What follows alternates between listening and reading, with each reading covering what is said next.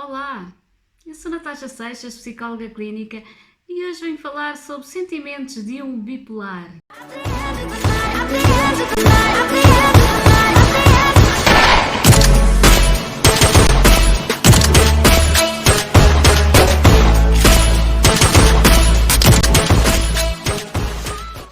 Pois é, muito bem. Sentimentos de um bipolar não são fáceis de sentir. Portanto, perturbações bipolares descritas por doentes bipolares em consulta, muitos sentimentos de desespero são citados pelos mesmos. Perda de interesse e energia, dificuldade em dormir, problemas de concentração, alterações de peso, pensamentos suicidas. Todas estas frases usadas durante a terapia e procura de ajuda são constantes por estes doentes. E estes são apenas alguns dos sintomas listados para um episódio depressivo de perturbação bipolar, na edição do Manual Diagnóstico e Estatístico de Perturbação Mental, de DSM-5. Mas só isto não diz praticamente nada sobre as experiências destas pessoas. Uma perturbação bipolar ou episódios depressivos são realmente muito mais do que isto. O que realmente sentem as pessoas com perturbação bipolar? Como é que elas lidam com isto? Como é que as pessoas que convivem com elas lidam com esta situação? Como é que é realmente um episódio depressivo? A natureza é imprevisível, portanto, ocorrer estados de humor depressivos não são fáceis de conviver. Quando você está triste, como é que se sente? Sente-se em baixo, vontade de chorar, vontade de estar sozinho, vontade de desaparecer, querer agarrar o mundo e ficar feliz, com vontade de que algo aconteça para que se resolva depressa essa tristeza profunda, querer encher o vazio que tem. Agora imagine um depressivo viver dia a dia sobre esse sentimento de tristeza, ou um bipolar que lida entre a mania e a depressão toda a vida. Como eu dizia, a natureza é imprevisível de percorrer os estádios do humor sem saber quais sintomas podem envolvê-lo de um momento para o outro. Normalmente cria uma ansiedade subjacente. Pessoas com perturbação bipolar podem experienciar estados mistos ou mania disfórica, portanto, que é um estado de mania de bem-estar aparente muito eufórico, até à mania disfórica, tristeza profunda, e podem mesmo cometer o suicídio. É passado um estado extremo, imagino que as pessoas que não têm nada para perceberem melhor, estarem muito bem e de repente sentirem-se muito mal, ao ponto de quererem desaparecer, não quererem ver ninguém. É realmente muito difícil permanecerem assim por N de tempo, continuamente. Portanto, é um estado de humor dolorosamente difícil que combina simultaneamente com sintomas de mania e depressão. São estas alterações do humor. Não pense que quem não percebe, quem não sabe como é ser bipolar, não pense que isto é várias vezes ao dia estar bem e estar mal. Não, porque há pessoas que dizem que ele parece bipolar, porque várias vezes ao dia oscila do humor. Não é isto, é durante um período longo de tempo, está bem? Em que a pessoa se permanece bem e depois durante outro período longo de tempo permanece mal. Como eu estava a dizer, permanece com sintomas de mania e depressão, embora os sentimentos de euforia e típicos estejam ausentes. Então, uma pessoa com perturbação bipolar também costuma sentir agitação psicomotora, portanto não consegue parar quieto. Também tem perturbações do sono, insónia, também ansiedade e inquietação. Às vezes sentem muita irritabilidade e raiva. Daí algumas pessoas com a bipolaridade terem sintomas e comportamento e atitudes também de agressividade. Sim, pode acontecer, de hostilidade para com os outros. Não é que as pessoas sejam agressivas, até às vezes confunde-se o diagnóstico primariamente, portanto, enquanto não se descarta o diagnóstico, com uma dose de psicose pode-se até, em uma fase primária, confundir. Estas pessoas podem ser rude com os outros e sentirem que ninguém entende pelo que estão a passar. E às vezes é verdade, os outros não entendem porque não passam por isto, não é? E até têm tendência a rotular e és mal disposta, estás sempre mal, nunca estás bem com a vida. Claro, a pessoa não se sente bem, é normal que se sinta assim. Não é uma doença fácil, não é?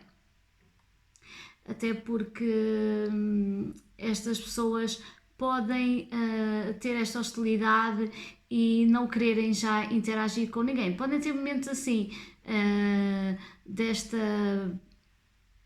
dita antipatia, de não querer estar com ninguém, isolarem-se, porque não têm vontade, não sentem vontade quando estão na fase disfórica. É terrível conviver até consigo próprios. É terrível e até suportarem-se, exato. Sentem-se muito quebradas, que não querem saber de nada, não se importam com nada, ninguém. É uma depressão profunda, é um desalento, é um tormento mesmo. Estas pessoas costumam dizer que não têm motivação, não têm paixão para a vida, não têm vontade de estar, de ser, de sentir, para nada, só querem dormir. É mesmo a depressão. Os meus pacientes choram o tempo todo e sentem-se frustrados, desamparados, que ninguém os entende e temem nunca mais se sentirem normais. Sentem-se exaustos, cansados por esta situação e querem voltar a ser o que eram antes de terem bipolaridade. Para mim, enquanto psicóloga, uma pessoa ter depressão é quase como se a minha mente, as minhas habilidades, aptidões cognitivas, emocionais, físicas, tivessem sido roubadas, me tivessem, tivessem chegado aqui e levassem tudo isto. E o que é que eu faria a partir daí? Deixava de conseguir ter qualquer capacidade sobre mim, de fazer, de ser, de estar, de sentir.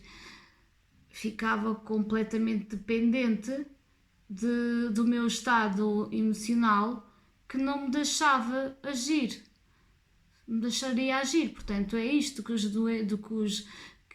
meus pacientes sentem que não conseguem agir, porque não têm vontade.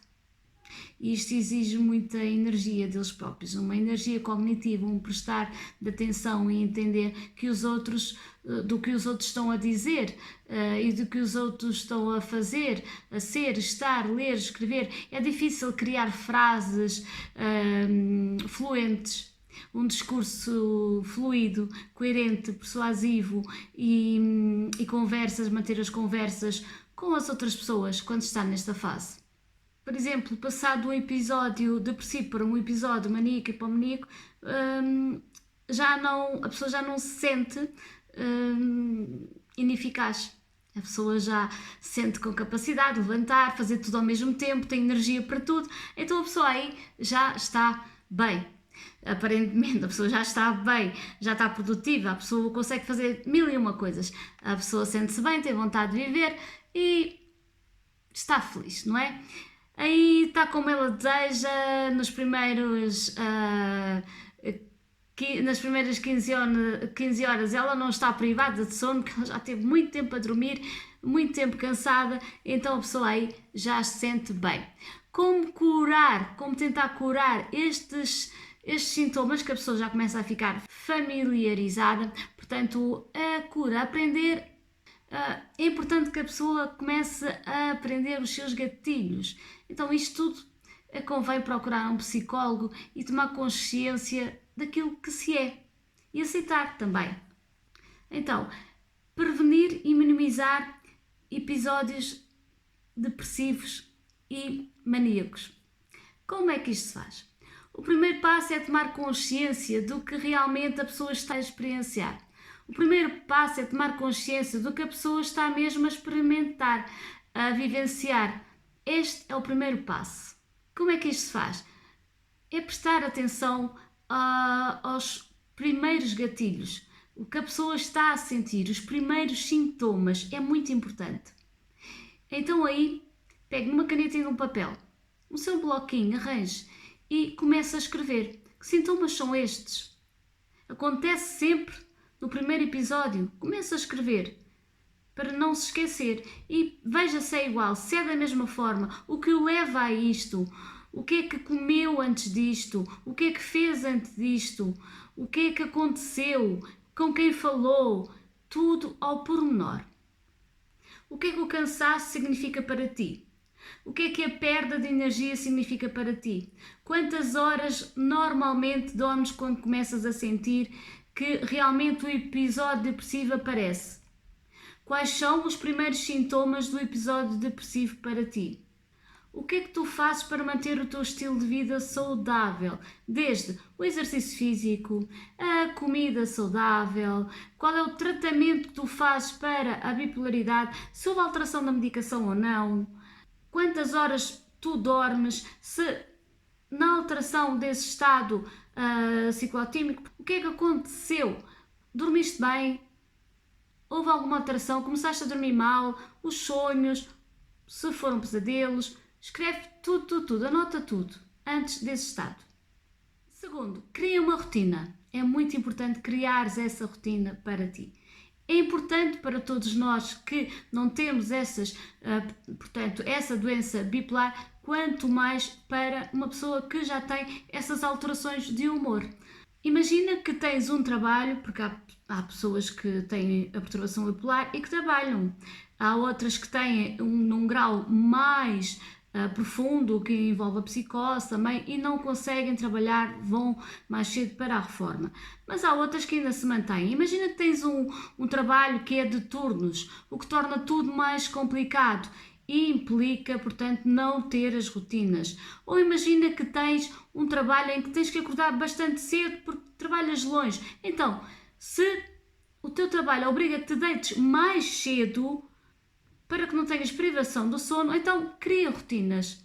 Em vez de deitares à meia-noite, se tens que levantar 1 hora mais cedo, deita-te então 2, porque precisas de dormir. Uma pessoa que tem bipolaridade precisa de ter o sono em dia para que não entre nessa privação do sono que faz com que haja, portanto, ainda mais alteração do humor. Convém que fales com o teu psiquiatra e psicólogo do que vais fazer, está bem? Isto aqui não é nada para alterares a tua medicação, jamais.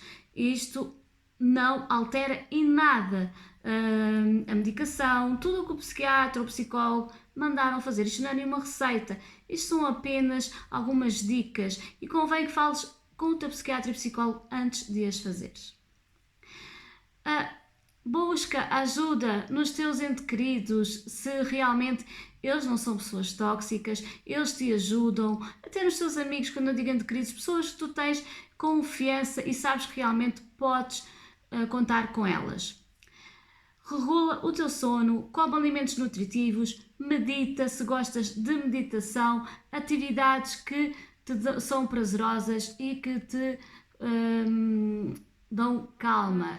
Algo que te dê calma, ver o mar, move o corpo, exercita. O poder de dizer não é muito importante. Diz não àquilo que tu não queres dizer sim, não faças fretes. O dizer não é muito importante. Teres assim atitudes, saber que és tu que tens o controle da tua vida. Gerenciar a tua vida, seres tu que escreves a tua história e quem gosta de ti vai gostar mesmo como tu és. Não tens que dizer sim só para agradar aos outros. Não tens que te desorganizar e não tens que te penalizar só para que um sim fique bem no teu estatuto ou fique bem para que os outros fiquem felizes. Não, não, não. O não é muito importante até para que tu te sintas bem contigo mesmo. Gerenciar a perturbação bipolar não é apenas construir uma forma de vida saudável ou rotina saudável. Também existe um espaço saudável para aprender. Quando dizer não, para manter os teus limites e o teu bem-estar mental. tu podes reduzir as tuas obrigações sempre que possível. Concentrar-te nas tuas prioridades imediatas. Praticar atividades nutritivas com, pessoas que tu gostas. Estar com a natureza, em contato com a natureza. Criar arte, fazer coisas que gostas, ir ao cinema, coisas que tu gostas, estar com pessoas que tu gostas, alguém que tu não vês há muito tempo e teres mais tempo. Agora, prioriza-te. Quando tu reconheceres que emocionalmente tu precisas de estar bem para lidares com os teus episódios depressivos e o teu humor, tu vais perceber que precisas ser gentil contigo mesmo. E para ser gentil contigo mesmo, tu precisas de te autoajudar. E autoajudar-te é tu perceberes quando tu precisas de te priorizar. E priorizar-te é tu seres gentil contigo mesmo, teu próprio amigo. E ser teu próprio amigo é saberes dizer não. Dizer não àquilo que tu não queres. Dizer não àquilo que tu não queres é não ires para lados que tu vais só para não teres que desiludir a opinião dos outros. E, consequentemente, estás a te prejudicar. Os próximos passos. Gerenciar a perturbação bipolar é superar um episódio depressivo. Pode não ser linear, claro, e não vai ser sempre, claro. Mas anotando num bloco tudo o que acontece antes, às vezes que eu disse sim quando eu queria dizer não, e eu passei a ficar de mau humor e aí veio sim o episódio depressivo. Às vezes que a minha mãe disse para eu fazer aquilo e eu faço constantemente, e às vezes que eu fiz e continuo a fazer quando eu queria não fazer. Quantas vezes aconteceu? Sim, porque às vezes há muitas mães narcísicas por trás disso. Nem sempre, mas às vezes há. Quantas vezes não há os pais sem intenção nenhuma que, para bem-estar dos filhos, tão preocupados que são, não os deixam respirar e protegem demais, sem querer, claro, sem intenção. Mas quando tiveres consciência, tu podes criar o teu próprio caminho. Vamos tentar? Pode levar algum tempo e paciência. Fala com o teu psicólogo, descobre-te e funciona da forma que tu achas que é melhor para ti, sempre em consciência. Eu sei que é verdade que a depressão nos faz acreditar que vai durar para sempre. É verdade, se estás neste momento em depressão, eu acredito que tu penses, isto vai durar para sempre, eu não consigo sair deste estado. Eu não me sinto capaz. Mas, como eu disse, a depressão é um estado. Tu não és depressivo. Tu não nasceste depressivo. Tu estás depressivo. Então, é um estado. Um estado passa. Um estado não é. Não é ser. Então, tu és X, tu chamas-te assim. Então, se tu te chamas tal, tu não és depressivo. Vamos então chamar outra vez pelo teu nome e vamos mudar esse estado. Vamos começar a ter atitude e comportamento. Só tu o podes fazer. Eu quero dizer com isto que tu vais durar para sempre. Sempre é muito tempo, eu sei. Mas para sempre enquanto cá estás. E para sempre não é o teu episódio. O teu episódio depressivo não dura para sempre. Mas tu duras para sempre enquanto cá estás. Por isso, não desistas. Força e fé! Se gostaste deste vídeo, comenta, assina o canal, deixa o teu like. Até ao próximo vídeo.